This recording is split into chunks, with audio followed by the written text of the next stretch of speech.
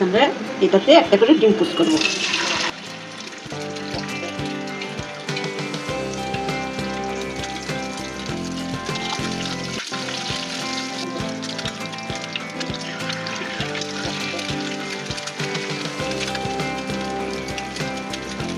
আমরা এখানে পেঁয়াজ দেবো, হাফ চামচ হলুদ দেবো, হাফ চামচ মরিচের গুঁড়া, হাফ চামচ জিরা ধনে গুঁড়া, আর এই যে হাফ চামচ আদা রসুন বাটা। এখন একটু জল দিয়ে দেবো।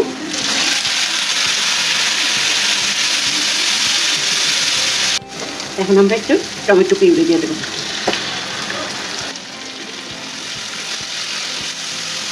সামান্য একটু লবণ দেবো, একটু এলাচ দারচিনি গুঁড়ো দেবো, সামান্য একটু চিনি দেবো।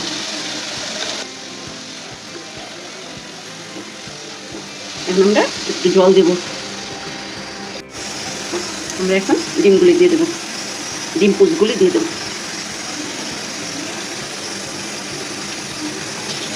দিয়ে আমরা ঢেকে রাখবো।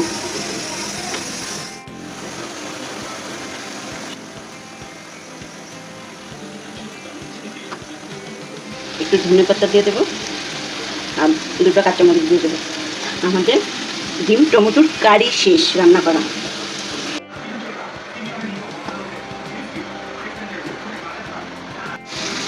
আমাদের ডিম টমেটো কারি রান্না করা শেষ। এখন আমরা নামিয়ে ফেলবো।